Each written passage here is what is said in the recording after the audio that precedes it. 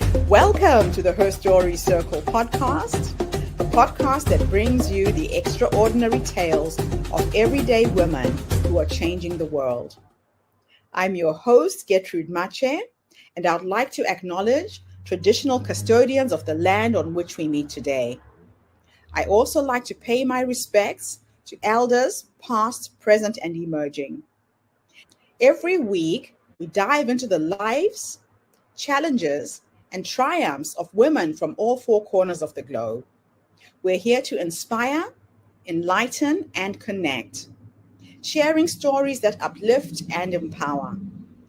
So grab a cup of coffee, settle in, and join us as we explore the incredible journeys of women shaping our future. This is Her Story, where every woman's voice matters. Hello, everybody, and welcome back to the Her Story Circle. This is Gertrude Mache here in beautiful Melbourne, Australia. And today I am graced with the presence of yet another fascinating woman. Welcome, welcome, welcome to our tribe. Please tell everybody your true name, where you're based, and share your story with us today.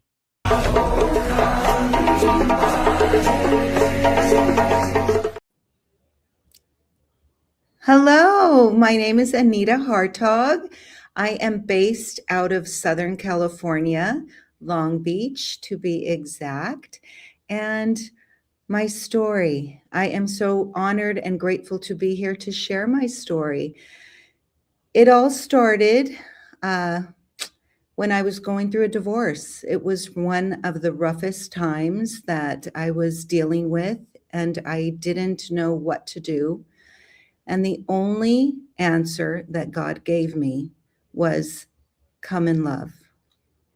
It all started with me sitting at my vanity, just angry, upset, feeling worthless and confused, not really knowing what to do. And as I did usually, I would just find myself in my closet where my vanity was, praying and questioning my life. And that morning, I asked God in the stillness and in the quiet, like, what do I do now?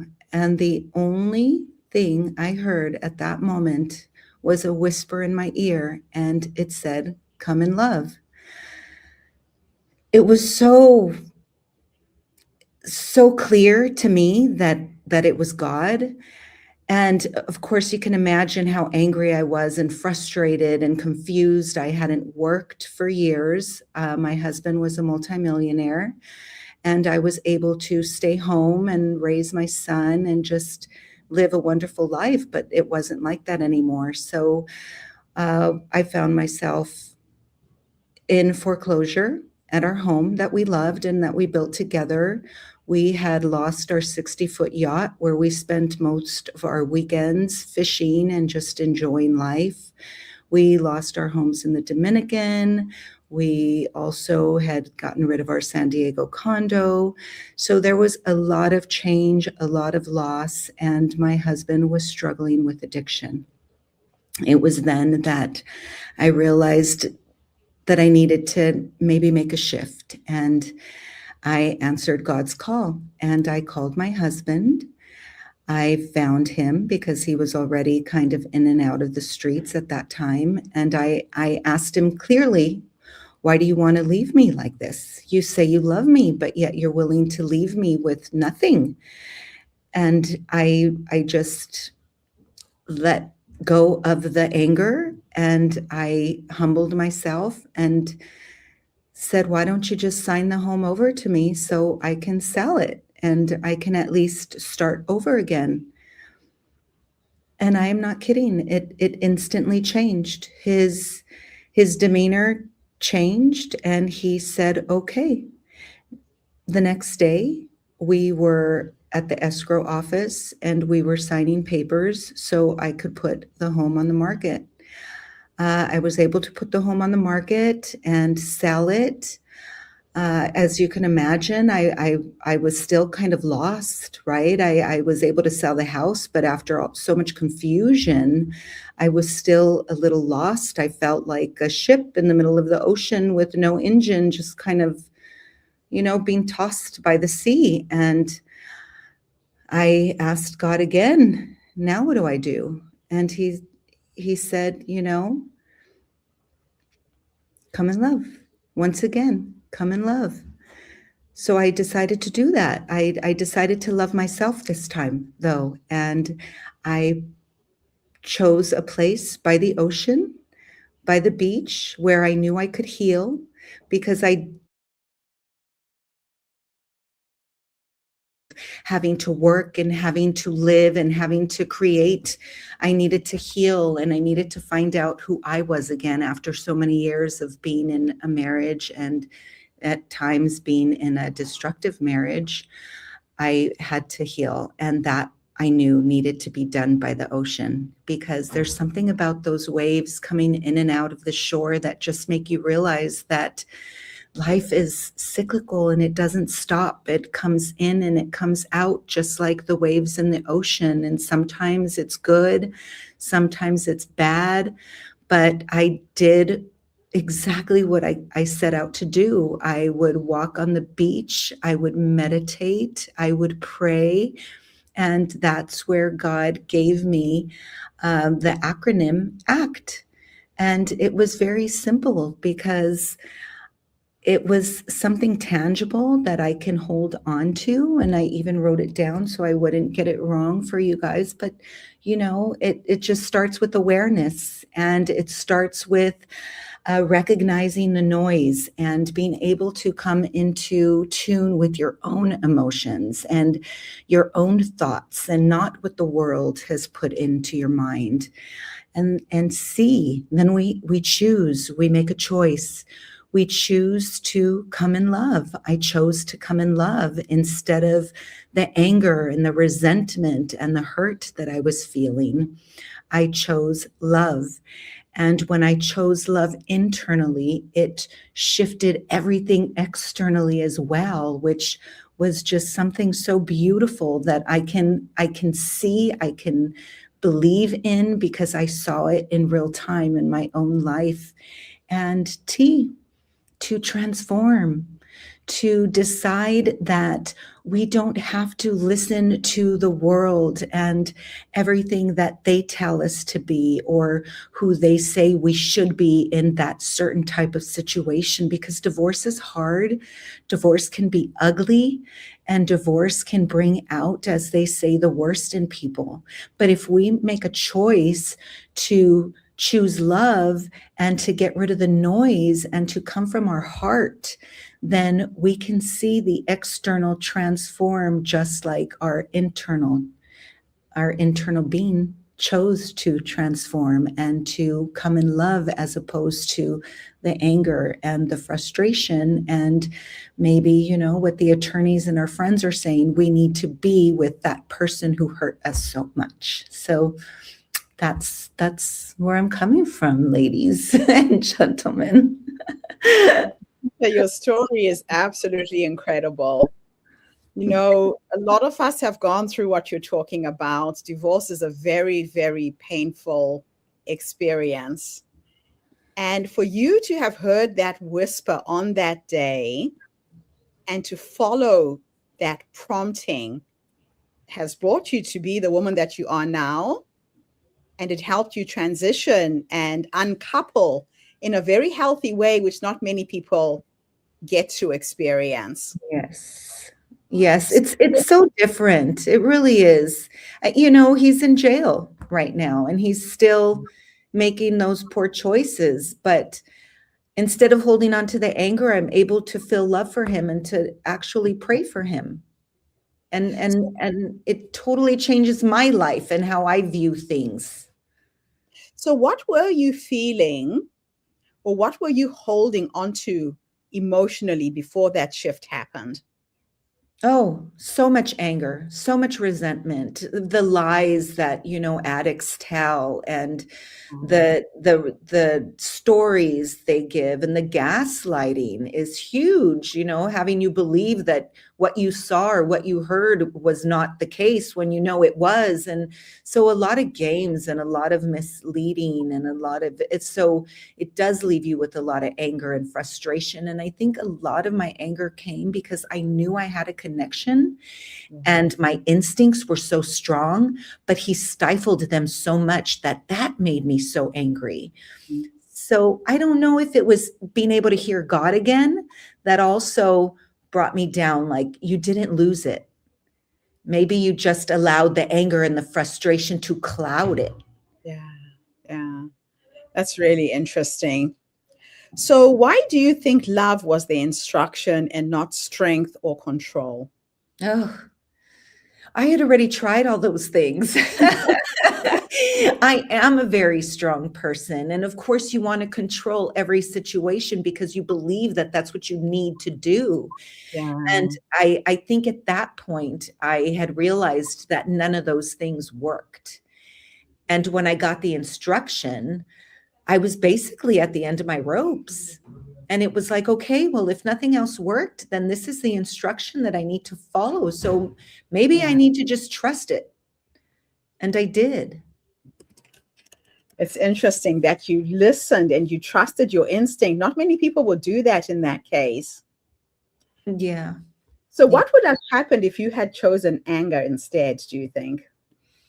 I think I would have stayed in that same vicious cycle of hate and uncertainty and frustration. And as none of those, that doesn't bring up anything nice in your body. It Yeah. brings up anxiety and it brings up tension, and then sometimes it brings up illness. And when I think also when I heard those words, come in love, there was a peace that came over my body, which Yeah. made me believe, like, this is the direction you need to go, because look at how it made you feel just Oh, hearing it at that moment. yeah. Yeah. So that helped a lot. It And helped a lot. you're right, because we trap all of these emotions in ourselves, right? As women, we trap all these emotions and they manifest in all kinds of diseases for a lot of women. Am I correct? Yes, absolutely. Absolutely, it does. I've seen it too many times. And when you're a little more aware of how the mind works, and I had already been listening to things about neuroscience and just trying to rewire my own brain after the frustration, I just believe it was divine timing, God's perfect Mm. timing. The student was ready to listen. Yeah, you were ready. You're very, very right. Sometimes we're not ready to hear those whispers. Mhm. So, how did that one decision change the trajectory of your life? That one decision changed everything because it allowed me to listen more, and it Mm. allowed me to make the call and to come in love, to come in peace. And I believe just the way I responded when he answered the phone, he was able to feel the difference in my tone. Because as you know, as a mother, you can say, come here, or you can say, come here. And kids know. Yes. And when you're married for so long, your spouse knows who Oh, he's talking wow. to. So Uh, I believe that just me asking the question with a sincerity of love behind it and a little desperation, as opposed to the anger and the frustration, it shifted his mindset over to a listening mode as opposed to a defensive mode. And you we just were answered able. what was going to be my next question was how do you come in love? What does it actually look like in a difficult conversation? But I Yeah. think it was your authenticity that came through even on a telephone line without you being face to face, correct? Yes, tonality. There's so Mhm. much in just our tone, and I mean, even your body language could come over on the phone. And I say that because I'm also in sales. So I do a lot of phone sales, and they call it smiling and dialing because you can tell how someone, if they're sincerely happy or down or depressed. And yeah, that's definitely when you come in love, it takes over your whole body and Mm. your voice and your demeanor, and it makes a huge difference. So, how do you practice choosing love when you don't feel like it? Oh, That's that hard. it is the hardest part. It is definitely not easy. But Mm. again, it's a choice because let's be real. I'm going to be teaching emotional regulation at one of my churches coming up next month. And it's a whole course. But it's because we constantly need it all of the time. Our family is probably the ones who can trigger us the most. Yeah. So we just have to stay in the word. We have to stay reading the information, and it's constant. It's constantly trying to be better. And for me, like they say, more like Jesus every day. And it's not easy. It's not easy. It's Not it's a, easy. it's a practice. It's not easy. So, what role did faith play in your transformation? Oh, faith was huge. Faith was everything for me. I believe without faith, I would have lost everything. I wouldn't have been able to find my way back to me. I would have felt defeated and beat down. But I know that with God, all things are possible. I know with God, everything is for a reason, everything is for a purpose. And yes, I mean, I wrote a book for goodness sake, and it's about that, like about listening to our internal voice and not the noise without us, because the world would love us to live in fear. It would love us to live in fear and frustration and anger because we can't create when we're in that mindset. But when we're in love and we're able to see things differently, I'm able to pray for my ex because I understand that he is who he is because of the pain that he went through. Yeah. And it doesn't justify what he did. It doesn't make it okay what he did, but it allows me, the most important person, right, ourselves, to understand someone else's pain, and in turn not hate them for it, Yeah. but to have sympathy and empathy for the fact that they weren't able to heal and to hear God again in order to find their way back to themselves. Now, you lost everything materially.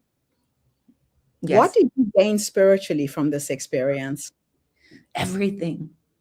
It makes me emotional because you speak to people and you see them, and sometimes they feel sorry for you for everything that you lost, and Mm. you feel sorry for them because they don't realize everything that I've gained. Mhm. I've gained myself back. Yeah. I gained a vision that I didn't believe possible before. I gained strength, wisdom. I Yeah. mean, who doesn't want strength and wisdom and grace? Just all of those things that money cannot buy you. It Mm. cannot buy you character. It cannot buy you wisdom. It cannot buy you grace. Those are earned. And those are badges that I wear with honor. Mm. Yes. Wow. So, why do you think so many women struggle to trust their inner voice? Mm, because the world is scary and we have bills to pay. So, we believe the world instead of believing that we are the world, and we, with God's help, can create our own world. And that Yeah. world can be just as beautiful, but it's all mindset. It's what we believe is tangible, right? I Yeah. lost all of the tangible things, what the world would believe was tangible, the yachts, the homes, the cars. But for what I gained, money Mm. can't buy that. It can't replace it at all.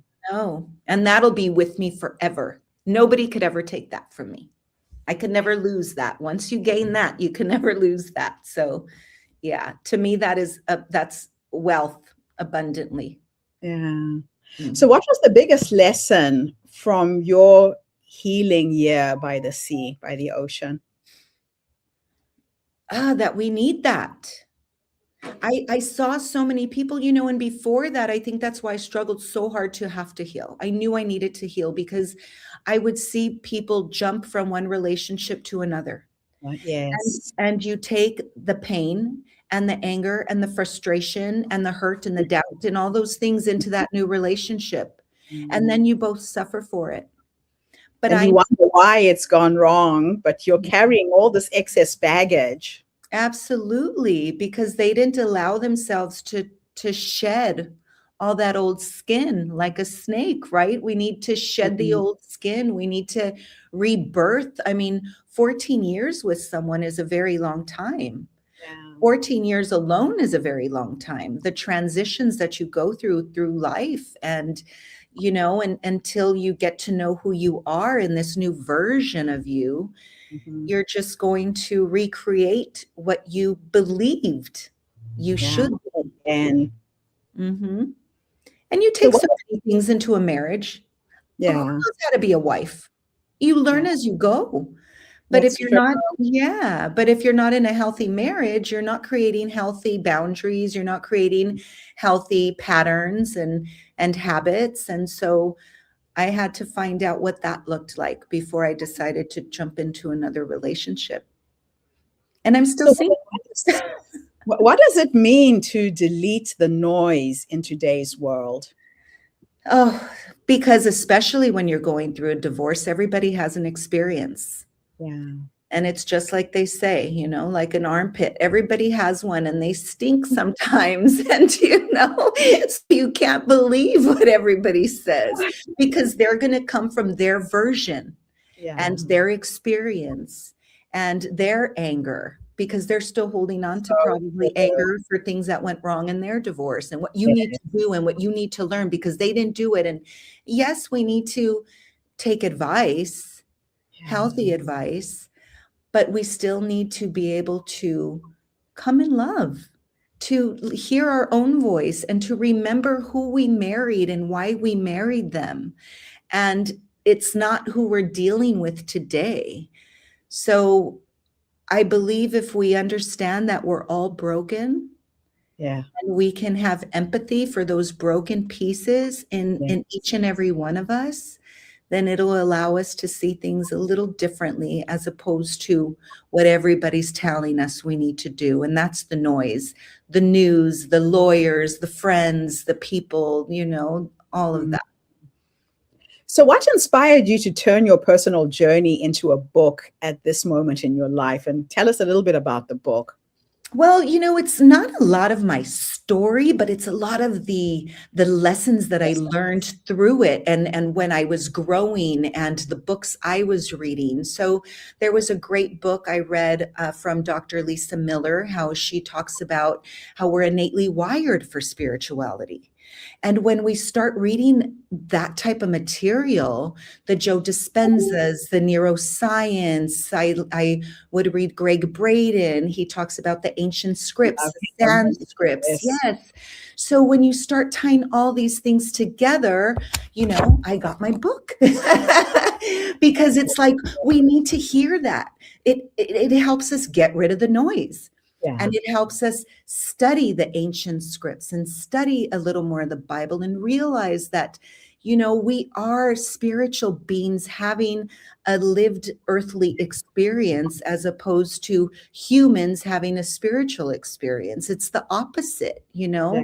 We decided to come down as a spiritual being and have this human experience. And when we decide to shift the script, things look so differently. So I wanted others to read little tidbits of all of the things that I read and the things that I learned. And so they can start critically thinking for themselves and start realizing that we've been programmed since day one.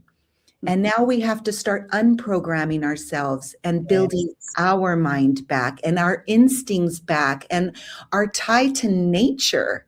Like, I believe that the butterflies speak to me when I go out and the birds are sending a message. And, It's awesome, though. You have to be paying attention to hear them, right? yes. And I one day I was walking in the park and I was like following a butterfly and looking up in the clouds and I laughed to myself. I said, is this Oh, what they mean by you have your head in the clouds? And I was like, I guess I do. literally. And I really like it. So, was there a chapter that was particularly difficult or emotional for you to write, and why? Whoa, what chapter was that? I believe it was the spirituality one, the Lisa Miller. I mean, I did a lot of statistics. I'm a mental health advocate. I'm Right. also, a certified Christian life coach because I do have a foundation and I wanted to be a better teacher to the people that I'm working with, whether they're homeless or whatever. So I didn't want to lose people who don't believe in God. Yeah. But they also needed to realize, like, it's not about God, right? It's not about a person hanging on a cross or a building or a church. It's an internal spirit. It's Right. whatever you want to call it, right? God, the higher power, the light, but there is a spiritual connection that we need to realize is not new. And Mm. so it was that one. Trying to word it properly so people don't get turned off and they get sucked in as opposed to the opposite. Yeah. So, how does your book guide readers to move from pain and confusion to clarity, purpose, and action? It starts with the educational system. So Okay. I do use a lot of history, how the government has worked and what they've done in order to take over the school system. Also, mental health, right? We have more words for it. We talk about it more. We Yeah. have more places to go. But has it helped? No. So I go through the statistics of that. Has it really benefited us? No, it has Yes. not. So I give them little worksheets as well to see where they've gotten their thinking. Has it come from church? Did it come from their parents? Did it maybe come from school? And to question those beliefs and Yes. what the Socratic method looks like, who gave them that message, why they gave them that message, and what they're trying to get them to achieve with the so just different ways of thinking, different ways of questioning their thinking, learning how to critically think for themselves, and Yes. to not tune everything out just because it's called a conspiracy. That Mm. there's actually proof that the government has done things before in the past that were not maybe on the up and up. So it's not so out of the question that they would maybe do it again, right? So, yeah, so it's more just finding out that there is no lies. There's actually a lot of truths to what's being told. Yes. Maybe it's a little altered, but don't tune it out just because you think it sounds crazy. Yeah. So true. That Yeah. is so true. Now, my last two questions for you are a bit of a thought experiment. Okay. The first question, I'm going to teleport you back to the younger you, Hmm. a young woman who found herself at a crossroads, losing her husband, losing her life, losing everything she owned. Just in case there's a woman who's going through a divorce right now, if you could go back and give yourself three nuggets of wisdom based on what life has taught you up until this point, what will those three nuggets of wisdom be? That you're more powerful than you believe. You are made, I believe, in God's image. And my God can work miracles. And if my God can work miracles, that means so can I with his help. So that would be the first, because I was told to run and I didn't. I held fast. And, you just have to believe, do what you believe is true. Do what you believe you need to do in your heart, not what everybody else is telling you because they're coming from their own fears. That would be the first one. 2, stay in the word, whether it's God's word or maybe a pastor you like or motivational YouTubes. I would listen to motivational YouTubes every single morning, whether it was motivational, it was a sermon, it was a book. I was constantly feeding my brain positive affirmations and positive information because, again, at that moment, we're feeling lost, worthless, helpless. So, in order to remember who we are, we need to stay in the word, and that's positive. And third, don't quit on yourself. Don't feel like it's your fault, because not that we don't have fault when we're going through a divorce. I think it's very important that we take a step back and we try and see ourselves from our spouse's eyes, because the anger does make us act crazy. The anger makes us lash out. The anger makes us not be so kind. And instead of that creating a bridge, it just creates a larger wedge. So, as angry as you are, try your hardest not to forget who you are. And people can be lousy, but coming in love doesn't mean allowing them to walk all over you. It just means remembering the person that you want to be, regardless of how someone is treating you. Because we can always be a good person. That is so beautiful. My last question for you is futuristic. I'm going to teleport you into the future this time. And we are going to go and sit and meet the 90-year-old you. She's sitting in her rocking chair, surrounded by her children, her grandchildren, whoever's with you at the end. If you could teleport into the future to go and meet this wise woman who has led you up until this point, what will you say to her when you finally meet her? She's a badass. That she took a licking and kept on ticking and did not stop creating. That's what I want for everyone that I love to do, to follow their dreams, to believe that they are possible, and to never stop. We can make an excuse for everything, but we can also make whatever we want happen. Oh, I love it. That is such a positive way to end our podcast. Thank And you. is there anything I should have asked you and I didn't? Where can people buy this book? Well, they can buy it on Amazon. Believe it or not, I have not even released it yet. This is my publisher's copy that I'm holding that just came in the mail today. Like, it couldn't have been more perfect timing. But check out this cover because I am just so proud of it. And it will be on Amazon by next month. Yes. Okay. So people can pre-order? They can pre-order. Yes. Excellent. Well, thank you. Thank you so much, Anita. Thank you so much. To share you with our community this morning. Oh, I was so honored. And thank you for allowing me to share my story. I'm sure someone out there can hear it because you guys are badasses. You're going to say that too one day. I love it. And thank you to everybody who tuned in today. The Her Story Circle is not just a podcast.